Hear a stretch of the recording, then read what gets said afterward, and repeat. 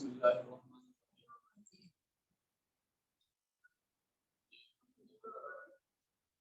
اللہ کے رضی اللہ کے بارے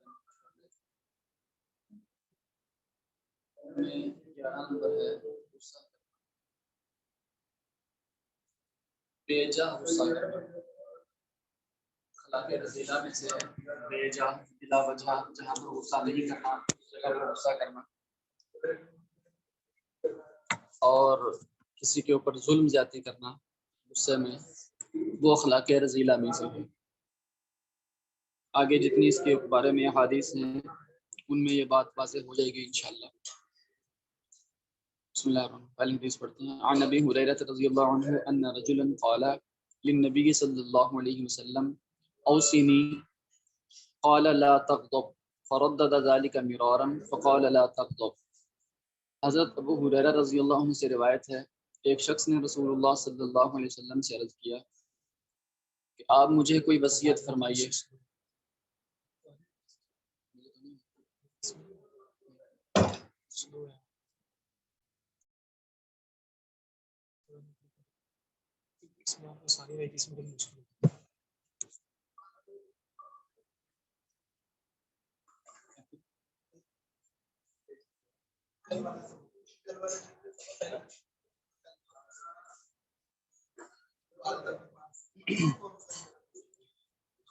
ترجمہ حدیث کو دوبارہ پڑھتے ہیں۔ حضرت ابو ہریرہ رضی اللہ عنہ سے روایت ہے، ایک شخص نے رسول اللہ صلی اللہ علیہ وسلم سے عرض کیا کہ آپ مجھے کوئی وصیت فرمائیے۔ آپ صلی اللہ علیہ وسلم نے ارشاد فرمایا، غصہ مت کیا کرو، غصہ مت کیا کرو۔ جی آواز سب کو آ رہی ہے صحیح؟ ہیلو جی بہتر ہے۔ آواز ٹھیک ہے؟ جی ٹھیک ہے۔ ہاں جی ٹھیک ہے جی۔ حضرت ابو ہریرہ، اچھا آپ مجھے کوئی وصیت فرمائیے۔ آپ صلی اللہ علیہ وسلم نے ارشاد فرمایا، غصہ مت کیا کرو۔ اس شخص نے پھر اپنی وہی درخواست کئی بار دہرائی کہ مجھے اور وصیت فرمائیے، مگر آپ صلی اللہ علیہ وسلم نے ہر دفعہ یہی فرمایا کہ غصہ مت کرو۔ دیکھیں اس نے وصیت کا کہا تو آپ صلی اللہ علیہ وسلم نے ان کے مناسب حال جو آپ صلی اللہ علیہ وسلم کے مناسب لگا، آپ نے اس کے مطابق ان کو وصیت فرمائی۔ تو بار بار انہوں نے کہا مجھے اور فرمایا، تو آپ نے پھر بار بار غصہ نہ کرو، غصہ تو غصے کا مرض جن میں زیادہ ہوتا ہے ان سے غصہ جو ہے نا وہ بہت بڑے عجیب عجیب کام ان سے کروا دیتا ہے۔ اس میں غصے کے بارے میں تو آگے حدیث میں مزید تفصیل آتی رہے گی، لیکن اس حدیث میں ایک بات کی طرف توجہ دلانا چاہتا ہوں کہ یہاں پر حضرت ابو ہریرہ رضی اللہ تعالیٰ عنہ روایت کر رہے ہیں، تو انہوں نے اس آدمی کا نام نہیں لیا کہ جس کے بارے میں آپ نے فرمایا کہ غصہ نہ کر، حالانکہ حضرت ابو ہریرہ وہاں خود موجود ہوں گے لازمی، جس کے بارے میں آپ فرما رہے ہیں کہ ایک آدمی نے یوں کہا تو آپ صلی اللہ علیہ وسلم نے یہ جواب دیا۔ تو عام طور پر آپ دیگر حدیث میں بھی یہ چیز نوٹ کریں گے کہ جب کسی کے بارے میں کوئی ایسی بات روایت کی جا رہی ہوگی کہ جس میں تھوڑا سا بھی ایسا پہلو کہ بھئی اس کے ذات نشانے میں آ سکتی ہے، زد میں آ سکتی ہے، یا اس کا کوئی کمزور پہلو لوگوں کے سامنے آ سکتا ہے، تو اس بندے کا نام نہیں لے گا راوی۔ بہت کم ایسے ہوگا کہ اگر وہ مسلمان ہو، نیک ہو، تو اس کا نام راوی نہیں لے گا۔ یہاں پر حضرت ابو ہریرہ نے کمال احتیاط کی کہ اس بندے کے بارے میں آپ صلی اللہ علیہ وسلم نے فرمایا تو غصہ نہ کر، غصہ نہ کر۔ بظاہر یہ معلوم ہو رہا ہے کہ شاید وہ آدمی غصے کا تیز ہوگا، غصے کا تیز ہوگا، لیکن حضرت ابو ہریرہ نے اس بندے کا نام نہیں لیا، بس یہ کہہ دیا کہ ایک آدمی نے سوال کیا۔ تو یہ روایات میں آپ دیکھیں گے کہ جہاں پر کوئی کمزور پہلو جس کا عیاں ہو رہا ہوگا تو وہاں پر جو ہے نا وہ نام نہیں لیں گے۔ اچھا اگر طبیعت میں غصہ ہو تو کم کیسے کیا جا سکتا ہے؟ جی غصے کو کم کرنے کے بارے میں احادیث میں ہی کچھ علاج آ رہے ہیں، آگے اس باب کے آخر میں 2-3 احادیث کے بعد انشاءاللہ وہاں پر اس پر بات کرتے ہیں۔ عن عبداللہ بن عمر رضی اللہ عنہما قال قال رسول اللہ صلی اللہ علیہ وسلم ما تجرع عبد افضل عند اللہ عز وجل من جرعۃ غیظ یکظمها ابتغاء وجہ اللہ تعالی. یہ بہت زبردست حدیث ہے، یعنی بہت بڑی فضیلت اس میں آتی ہے. آپ ذرا اس کا ترجمہ ملاحظہ کیجیے. حضرت عبداللہ بن عمر ان سے رسول اللہ صلی اللہ علیہ وسلم نے ارشاد فرمایا، کسی بندے نے کسی چیز کا کوئی گھونٹ، آپ دیکھیں پہلے سب سے پہلے الفاظ پر غور کریں، کتنا عموم کہ کسی بندے نے کسی چیز کا کوئی گھونٹ ایسا نہیں پیا جو اللہ کے نزدیک غصہ کے اس گھونٹ سے افضل ہو جسے کوئی بندہ اللہ کی رضا کی خاطر پی جائے. غصے کے گھونٹ کو جب بندہ پی جاتا ہے، اس جیسا گھونٹ کسی بندے نے کبھی بھی کسی چیز کا نہیں پیا. اتنی بڑی فضیلت ہے غصے کا پی جانا، اس میں کتنا بڑی جو ہے نا وہ نفس کے اوپر بہت بڑی زد پڑتی ہے اس میں. عن سہل بن معاذ رضی اللہ عنہ عن ابیہ ان النبی صلی اللہ علیہ وسلم قال من کظم غیظا وهو يقدر على ان ينفذه دعاه الله على رؤوس الخلائق يوم القيامة حتى يخيره في اي الحور شاء. دو جس میں پیکج بھی آ گیا. کیا ہے کہ سہل بن معاذ رضی اللہ عنہ اپنے والد حضرت معاذ رضی اللہ عنہ سے روایت کرتے ہیں، رسول اللہ صلی اللہ علیہ وسلم نے فرمایا، جو شخص غصہ کو پی جائے درا حال ہے کہ اس میں اتنی طاقت اور قوت ہے کہ اپنے غصے کے تقاضے کو وہ نافذ اور پورا کر سکتا ہے. یعنی جس پر غصہ آ رہا ہے وہ بیچارہ کمزور ہے اور جو ہے نا اس نے کوئی غلطی کی ہے، جو بھی اس غصے کو نافذ کر سکتے ہیں. بریکٹ میں لکھا ہے لیکن اس کے باوجود محض اللہ کے لیے اپنے غصہ کو پی جاتا ہے، اور جس پر اس کو غصہ ہے اس کو کوئی سزا نہیں دیتا، تو اللہ تعالیٰ قیامت کے دن ساری مخلوق کے سامنے اس کو بلائیں گے اور اس کو اختیار دیں گے کہ حوران جنت میں سے جس حور کو چاہے اپنے لیے انتخاب کر لے. اس سے بڑھ کر اور کیا انعام چاہیے ہوگا. عن نبی ہریرہ رضی اللہ عنہ قال قال رسول اللہ صلی اللہ علیہ وسلم لیس الشدید بالسرعۃ انما الشدید الذي يملك نفسه عند الغضب. حضرت ابو ہریرہ رضی اللہ عنہ سے روایت ہے، رسول اللہ صلی اللہ علیہ وسلم نے فرمایا، حقیقت میں پہلوان وہ نہیں جو مد مقابل کو پچھاڑ دے، بلکہ پہلوان در حقیقت وہ ہے جو غصہ کے وقت اپنے نفس پر قابو رکھے. یہ اصل پہلوانی تو یہ ہے کہ غصے کے وقت اپنے آپ کو قابو میں رکھنا. حقیقت میں یہ باتیں ایسے ہے کہ بڑے بڑے پہلوان اپنے جذبات سے مغلوب ہو جاتے ہیں. اپنے جذبات کو قابو میں رکھنا اور جو ہے نا تحمل کے ساتھ بات چیت کرنا، بات چیت معاملے کو سمجھنا، بات کرنا. جو ہر وقت غصے میں رہتے ہیں نا، مثال کے طور پر والدین اگر ہر وقت غصے میں رہتے ہیں تو اولاد اپنا معافی سمیت کبھی بھی ان کے سامنے آیا نہیں کرے گی، ان کے سامنے بات ہی نہیں کرے گی. بلکہ میرا بھی تجربہ ہے، میں نے کئی دفعہ مجالس میں دیکھا ہے کہ ایک کوئی لڑکا ہوتا ہے یا کوئی بیٹا ہوتا ہے، وہ ویسے دوسرے بھائیوں کے ساتھ بیٹھا ہوگا تو کھلے مزاج میں ایسے بات چیت کر رہا ہوگا، کوئی اپنے بارے میں بتا رہا ہوگا کچھ. جیسے ہی اس مجلس میں والد صاحب آ گئے، جناب دادا جی آ گئے، کوئی چاچا جی آ گئے، جو انتہائی جن کے ہمیشہ ناک کے اوپر غصے دھرا رہتا ہے، جیسے وہ مجلس میں انہوں نے فوراً بات بند کر دی. بس اب ایک خاموشی سے بیٹھے ہوں گے، کس وجہ سے کہ ہم کوئی ایسی بات کر دیں گے اور جو ہے نا بزرگ صاحب جو ہمارے ہوں گے یا بڑے ہوں گے یا والد صاحب ہوں گے یا جو بھی ہیں، وہ خواہ مخواہ ہم پر برس پڑیں گے. اگلے کی غلطی کو اچھے طریقے سے سمجھانا ہی بعض دفعہ ایسا ہوتا ہے کہ اگلا بندہ کہہ جاتا ہے یار یہ بندہ جو ہے نا وہ بڑی اچھی بات ہے، اور بعض دفعہ غلطی بتانے والا ٹھیک ہوتا ہے لیکن صرف اپنے جو ہے نا وہ سخت لہجے کی وجہ سے، غصے کی وجہ سے اگلے کو یہ لگتا ہے یار رہتے یہ تو ہر بات پہ غصہ کرتے رہتے ہیں، ہر بات پہ غصہ کرتے رہتے ہیں. اور آپ صلی اللہ علیہ وسلم کے اوپر جو اس قرآن پاک نے اللہ تعالیٰ نے قرآن پاک میں واضح طور پر فرمایا وَلَوْ كُنْتَ فَظًّا غَلِيظَ الْقَلْبِ لَانفَضُّوا مِنْ حَوْلِكَ. اے میرے پیارے حبیب، اگر آپ جو ہے نا وہ سخت لہجے والے اور ترخ رو ہوتے اور جو ہے نا وہ کڑوے مزاج کے آدمی مالک ہوتے تو لَانفَضُّوا مِنْ حَوْلِكَ، یہ صحابہ آپ کے ارد گرد سے بھاگ جاتے. آپ یہ واقعات سنتے رہتے ہیں نا، صحابہ کرام نے طرح طرح کی قربانیاں دی، جان مال سب کچھ قربان کر دیا. اس میں ایک بہت بڑا کردار آپ صلی اللہ علیہ وسلم کے اخلاق کا تھا، نرم اخلاق تھا. کئی واقعات ذہن میں ابھی گردش بھی کر رہے ہیں، آپ سنتے بھی رہتے ہیں. بدو نے آ کر چادر کھینچی، گردن پر نشان پڑ گیا، آپ نے مسکرا کر دیکھا. اور بھی بڑے واقعات ہیں. کہ باوجود انسان غصہ نافذ کرنے کی قدرت کے غصہ نافذ نہ کرے تو اس کی بہت بڑی آگے غصہ ختم کرنے کے جیسے کہ ابھی سوال کیا گیا تھا اس کے بارے میں حدیث میں بتایا جا رہا ہے.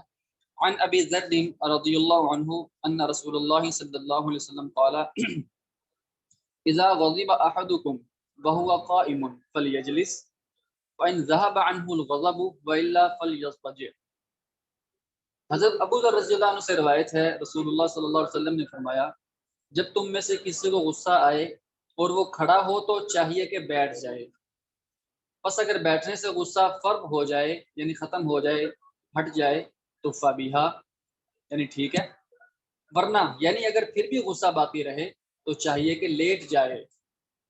یہ غصہ کم کرنے کا طریقہ. ہر کسی انسان کی اپنی اپنی طبیعت ہوتی ہے، تو بعض دفعہ ایسے ہوگا کہ اس کا غصہ بیٹھنے سے ختم ہو جائے گا، بعضوں کو بیٹھنے سے بھی ختم نہیں ہوگا، لیٹنے سے ختم ہو جائے گا. تو غصے کی حالت میں انسان زبان سے اگرچہ اس کا ذہن کہہ رہا ہو کہ یہ بات میں کہوں گا اس کا کوئی نقصان نہیں ہوگا، لیکن پھر بھی غصے میں نہیں کہنی چاہیے. غصے میں انسان کو کوئی پتہ نہیں چلتا. ہمارا دارالفتاح میں جو ہے نا وہ سارا کیا دھرا ہمارا شعبہ بعض سوالات آتے رہتے ہیں نکاح اور طلاقوں کے بارے میں، اور اس طرح ان میں بس یہی بات جو غصے میں کہہ دی، جو غصے میں کہہ دی، جو غصے میں کہہ دی. ارے بھائی غصے میں کو کنٹرول کرنے تو بات ہے. تو اس لیے غصے میں اگرچہ آپ کے ذہن میں ہوگا یہ بات ٹھیک ہی کہہ رہا ہوں میں، اس کو کوئی نقصان نہیں ہوگا، پھر بھی غصے میں نہیں کہنی چاہیے. جب غصہ ختم ہو جائے پھر سوچ سمجھ کے کہنا چاہیے. تو کیا طریقہ پہلا تو یہ ہو گیا کہ اگر آئے تو غصہ آئے تو پہلے تو بیٹھ جائے، اگر پھر بھی کم نہ ہو تو لیٹ جائے. اس سے پھر مزید آگے ایک دو اور باتیں آ رہی ہیں. عن ابن عباس رضی اللہ عنہما قال قال رسول اللہ صلی اللہ علیہ وسلم علموا ویسروا ولا تعسروا فاذا غضب احدكم فليسكت. حضرت عبداللہ بن عباس رضی اللہ عنہ سے روایت ہے کہ رسول اللہ صلی اللہ علیہ وسلم نے فرمایا لوگوں کو دین سکھاؤ اور تعلیم میں آسانی پیدا کرو، دشواری پیدا نہ کرو. یسروا ولا تعسروا، آسانیاں پیدا کرو، مشکلات پیدا نہ کرو. اور جب تم میں سے کسی کو غصہ آئے تو چاہیے کہ وہ اس وقت خاموشی اختیار کر لے. یہ بھی ایک طریقہ ہے غصے کو ختم کرنے کا، انسان خاموش ہو جائے، بس زبان سے کوئی لفظ ایسے نہ نکالے. بعد میں جب اس کو پتہ چلے گا نا کہ میں نے یہ کہہ دیا وہ کہہ دیا، لاکھ صفائیاں دیتا رہے، لاکھ کچھ کہتا رہے، بس پھر پکڑا جائے گا. اس لیے غصے کی حالت میں انسان خاموش ہو جائے. یہ دوسرا طریقہ ہو گیا. اس کی مزید پھر آگے اور بھی باتیں آ رہی ہیں. اس حدیث میں ایک اشارہ ایک اور بات کی طرف میں توجہ دلاؤں کہ یہاں پر علمو کا لفظ شروع میں آیا کہ تم تعلیم سکھاؤ، اور پھر اسی حدیث کے آخر میں آیا کہ جب غصہ ہے تو تم خاموش ہو جاؤ. تو مطلب یہ ہے کہ جب تم تعلیم سکھا رہے ہوگے تو تعلیم سکھانے میں آپ کے سامنے کچھ طالب علم ایسے بھی ہوں گے جو بالکل کن ذہن ہوں گے اور الٹے سیدھے سوالات بھی کریں گے، الٹی سیدھی حرکتیں بھی کریں گے. تو ایسی صورتحال میں بھی اپنے غصے کو کنٹرول کر کے آپ اپنے غصے کی وجہ سے اپنے نفس کے اندر اپنے بدلہ اور اس سے انتقام اور یہ چیزیں بالکل دل میں نہیں آنی چاہیے. دل بالکل صاف ہونا چاہیے اور آسانیاں پیدا کرو اور تنگیاں پیدا نہ کرو. جب غصہ آئے تو خاموش ہو جائے. اچھا اگلی حدیث عن عطیہ بن عروہ السعدی رضی اللہ عنہ قال قال رسول اللہ صلی اللہ علیہ وسلم ان الغضب من الشیطان وان الشیطان خلق من النار وانما تطفأ النار بالماء فاذا غضب احدكم فليتوضأ. یہاں پر بھی غصے کو ختم کرنے کا طریقہ ہے. کیا ہے؟ عطیہ بن عروہ سعدی سے روایت ہے رسول اللہ صلی اللہ علیہ وسلم نے فرمایا غصہ شیطان کے اثر سے آتا ہے. یعنی غصہ میں حدود سے تجاوز شیطان کے اثر سے ہوتا ہے، جو غصہ شیطان کی طرف سے آتا ہے. اچھا، اور شیطان کی آفرینش آگ سے ہوئی ہے، یعنی شیطان اپنی اصل کے لحاظ سے آتشی ہے، آگ سے بنا ہوا ہے، اور مذکورہ غصہ میں آگ کا اثر ہے. یعنی جس غصے میں انسان حد سے تجاوز کر جاتا ہے نا، وہ غصہ شیطان کی طرف سے ہے، اور شیطان آگ سے بنا ہے، اور آگ پانی سے بجھائی جاتی ہے. لہٰذا جب تم میں سے کسی کو غصہ آئے تو اس کو چاہیے کہ وہ وضو کر لے. یہ بھی ایک طریقہ ہے غصے کو ختم کرنے کا، انسان وضو کر لے. وضو کرنے سے اعضاء جب ٹھنڈے پڑیں گے تو انسان کے اندر اس وضو کی وجہ سے نورانیت آنے کی وجہ سے اس میں ٹھنڈک اور غصے کو ختم کرنے کا سامان ہوگا. تو ان احادیث میں مختلف طریقے آگے بعض یہ بھی فرما دیتے ہیں کہ پانی پی لینا چاہیے، اس سے بھی انسان کے اندر ٹھنڈک آ جاتی ہے. یا بیٹھ جانا چاہیے، لیٹ جانا چاہیے، یہ سارے طریقے ان حدیث میں آتے ہیں کہ بھئی غصہ جو ہے نا وہ کنٹرول کرنا چاہیے۔ حقیقت بس یہی ہے کہ انسان غصے میں بس کوئی ایسی بات نہ کر جائے کہ مجھے پتہ نہیں چلا، مجھے غصہ آ گیا، تو کنٹرول رکھنا چاہیے تاکہ جو ہے نا وہ کل کو کہیں ہوئی بات پر شرمندگی نہ ہو۔ اس کے بعد بعض اچھا حضرت اخلاق، یہ بات پوچھنی جی تھی، جی جی یہ جو جہاں عربی متن ہے حدیث کا، پی ڈی ایف جی میں جی جو ہے نا بعض جگہ پر سٹار سا بنا ہوا ہے جہاں آپ ان اللہ پڑھتے ہیں، وہ ان الشیطان خلق، یہاں پر بیچ میں سٹار سا بنا ہوا ہے، اس کا کیا ہم مطلب لیں گے؟ اس چیز کو اگر ہم یاد کرنا چاہیں عربی متن کے ساتھ تو اس کو ہم کس طرح پڑھیں گے؟ پی ڈی ایف دکھائیے۔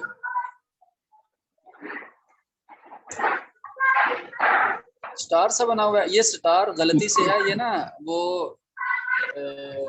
یہ بک میں نہیں ہے، پرنٹڈ بک میں نا، یہ اس کا ٹھیک، مسئلہ ہے، سافٹ ویئر کا مسئلہ ہے، صحیح ہے۔ یہ ویسے پرنٹڈ کتاب میں نہیں ہے، یہ جو صلی تو اللہ علیہ جہاں وسلم۔ جی جی پوچھنے کا مقصد یہ ہے جہاں پر یہ سٹار آئے گا ہم اس کو کس طرح اس سیگے کو حل کریں گے؟ اگر ہم عربی متن یاد کرنا چاہیں تو ہم اس کو کس طرح پڑھیں گے؟ یہ میرا خیال ہے جہاں جہاں پر حمزہ جو ہے نا، حمزہ انا جی جی حمزہ آ رہا ہے نا، اس جی جگہ جی پر جی غالباً یہ مجھے سٹار نظر آ رہا ہے، جہاں جہاں پر حمزہ ٹھیک، زیر والا آیا ہے، اچھا حمزہ اس مکسور، میں بھی حمزہ مکسور آیا ہے نا، اس یسروا ولا تعسروا کے بعد بھی ہے فاذا غضب، وہاں پر اذا حمزہ کس مکسور والا ہے، اور اس سے آگے والی ٹھیک حدیث ہے، میں بھی ان الغضب من الشیطان وان الشیطان، یہاں پر جی بھی حمزہ مکسور ہے، آگے بھی انما تطفى، وہاں پر بھی حمزہ مکسور ہے، تو یہ حمزہ مکسور کی جگہ پہ آ رہا ہے، بہرحال شاید کہیں ٹھیک اور ہے بھی ہو۔ بھائی، چلو ٹھیک ہے، یہ بہت شکریہ۔ مسئلہ ہے۔ یہ پوری کتاب میں اسی طرح ہے؟ جی اس کا کوئی نہ کرتے ہیں انتظام، میرے ذہن میں آ رہا ہے انشاءاللہ۔ آگے ہے 12 نمبر۔ جزاک،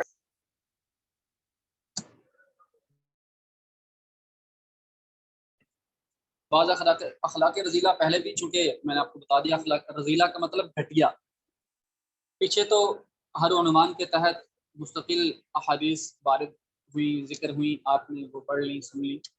آگے یہ جو حدیث ہے یہ جامع ہے، یعنی اس میں بہت سے اخلاق رذیلہ اکٹھے ایک ہی حدیث میں بیان کیے گئے، اس لیے خلاصے کے طور پر اور مجموعے کے طور پر یہ حدیث آخر میں ذکر کر دی، اور اس کا عنوان بھی رکھا بعض اخلاق رذیلہ، یعنی کوئی خاص اس میں ذکر نہیں بلکہ عمومی طور پر جو ہے نا وہ بعض اخلاق رذیلہ کا اکٹھے ذکر آ گیا اس میں۔ عن ابی ہریرہ رضی اللہ عنہ قال قال رسول اللہ صلی اللہ علیہ وسلم ایاکم والظن فإن الظن اکذب الحدیث ولا تحسسوا ولا تجسسوا ولا تناجشوا ولا تحاسدوا ولا تباغضوا ولا تدابروا وكونوا عباد الله اخوانا۔ حضرت ابو ہریرہ رضی اللہ عنہ سے روایت ہے، رسول اللہ صلی اللہ علیہ وسلم نے ارشاد فرمایا تم دوسروں کے متعلق بدگمانی سے بچو۔ سب سے پہلی بات بدگمانی کی آگے اس میں، کیونکہ بدگمانی سب سے جھوٹی بات ہے۔ سب سے جھوٹی بات کیا ہوئی؟ بدگمانی۔ اس کی تشریح آگے آ رہی ہے۔ اچھا اس سے آگے ہے تم کسی کی کمزوریوں کی ٹوہ میں نہ رہا کرو اور رازدارانہ طریقے سے کسی کے عیب معلوم کرنے کے لیے جاسوسی نہ کیا کرو۔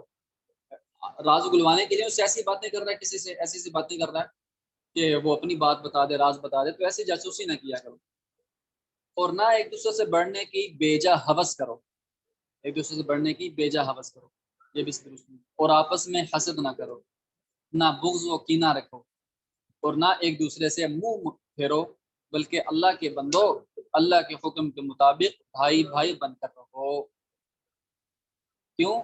جو بھائی بھائی ہوتا ہے اس میں یہ کوئی چیز نہیں ہوتی، وہ جس میں ان چیزوں میں سے کوئی چیز ہے وہ بھائی بھائی نہیں ہے۔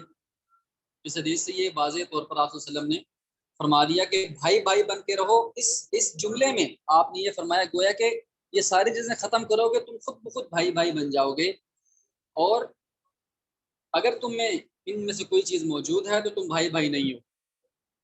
اور یہ صرف ایک معاشرے یا ایک قبیلے کے لیے نہیں بلکہ تمام مومنوں کے بارے میں یہی حکم ہے۔ آپ نے قرآن پاک کی آیت آپ کے ذہن میں ہوگی انما المؤمنون اخوۃ، سارے کے سارے مومن بھائی بھائی ہیں. تو بھائی بھائی کا لفظ جہاں پر آئے وہاں پر آپ کے سامنے یہ حدیث آ جانی چاہیے کہ بھائی بھائی ہونے کا کیا مطلب ہے. بھائی بھائی ہونے کا مطلب ہی یہ ہے نہ بدگمانی ہو، نہ جو ہے نا وہ کسی کے عیب جوئی ہو، نہ کسی کی جاسوسی ہو، نہ کسی سے منہ پھیرنا ہو، نہ آپس میں بغض ہو، کینہ ہو، کچھ بھی نہ ہو. بس فوراً آپ کے ذہن میں یہ حدیث اور مفہوم آ جانا چاہیے کہ بھائی بھائی کا مطلب کیا ہے. اس لیے اس میں یہ فرما دیا کہ آپ تم آپس میں بھائی بھائی بن کے رہو اور سارے اخلاق ختم فرما دیے. فائدہ، بدگمانی کو سب سے بڑا جھوٹ اس اعتبار سے کہا کہ لوگ جھوٹ بات کا سخت گناہ ہونا تو سمجھتے ہیں، کسی کے متعلق بدگمانی کو اتنا برا نہیں سمجھتے، اور اس وجہ سے اس میں بکثرت مبتلا ہو جاتے ہیں. کثرت کی وجہ سے یہ بہت بڑا جھوٹ اور گناہ بن جاتا ہے. یہ ایک اصول بھی ہے، اس فائدے میں ایک اصول بھی بیان کر دیا کہ کسی گناہ کو جب حقیر اور چھوٹا سمجھا جاتا ہے تو وہ کثرت کرنے کی وجہ سے، بہت زیادہ کرنے کی وجہ سے وہ بندہ سمجھتے نہیں کہ گناہ کر رہا ہوں میں. جب وہ سمجھ ہی نہیں رہا کہ گناہ کر رہا ہوں تو اول تو وہ کرے گا بہت زیادہ، ایک بات تو یہ اس میں آئے گی. دوسری بات لازمی یہ آئے گی اس سے توبہ بھی نہیں کرے گا. جب اس کے ذہن بات کی وہ کرے گا.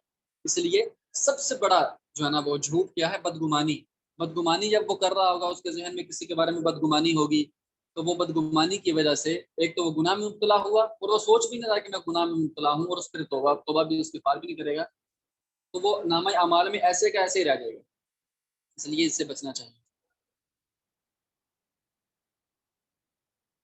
اگلا باب ہے باب نمبر 17، خوف خدا اور فکر آخرت کے بارے میں. اس کا تھوڑا سا متن پڑھ لیتے ہیں آگے جہاں پر حدیث آ رہی ہے اس سے پہلے پیچھے احادیث میں بھی چونکہ بہت ساری باتیں اس میں آ گئی تھی، آگے بھی تقریباً اس سے ملتی جلتی باتیں ہیں. اس کا میں متن شروع کرتا ہوں اس کا کتاب سے. خوف خدا اور فکر آخرت، یہ ایک اٹل حقیقت ہے کہ دنیا کا قیام عارضی ہے اور ہمیشہ ہمیشہ کا قیام آخرت میں ہوگا. یہ ہمیشہ ہمیشہ کا لفظ دوسری دفعہ میں غلط لکھا ہوا، اس کو ٹھیک کریں. ہمیشہ ہمیشہ کا قیام آخرت میں ہوگا. دنیا میں جیسا کریں گے آخرت میں اس کے مطابق پائیں گے. اس لیے ضروری ہے کہ آدمی اللہ تعالیٰ کی پکڑ سے بچنے کی اور آخرت کو کامیاب بنانے کی بہت زیادہ فکر کرے، اور اس سے کسی بھی لمحہ اور کسی بھی درجہ غفلت نہ برتے. عن ابی ہریرہ رضی اللہ عنہ قال قال ابو القاسم صلی اللہ علیہ وسلم والذی بیدہ لو تعلمون ما اعلم لبکیتم کثیرا ولضحکتم قلیلا. حضرت ابو ہریرہ رضی اللہ عنہ سے روایت ہے، سیدنا ابو القاسم یعنی رسول اللہ صلی اللہ علیہ وسلم نے فرمایا، قسم اس ذات پاک کی جس کے قبضہ میں میری جان ہے، اگر اللہ کے قہر و جلال اور قیامت و آخرت کے لرزہ خیز ہولناک احوال کے متعلق تمہیں وہ سب معلوم ہو جائے جو مجھے معلوم ہے، تو تمہارا ہنسنا بہت کم ہو جائے اور رونا بہت بڑھ جائے. اس حدیث میں فرما دیا کہ اگر تم جس کا جس قدر ایمان ہوگا آخرت کے بارے میں، اس قدر اس کے بارے میں جو ہے نا وہ فکر بھی ہوگی. تو دنیا میں انسان نے تھوڑے وقت کے لیے رہنا ہے اور ہمیشہ ہمیشہ کے لیے آخرت میں رہنا ہے، تو لہٰذا جہاں جتنا رہنا ہے وہاں اس کے بقدر اس کی تیاری کرے. انشاءاللہ آگے حدیث میں انشاءاللہ اس کو پڑھیں گے. کسی کے ذہن میں کوئی بات ہوگی؟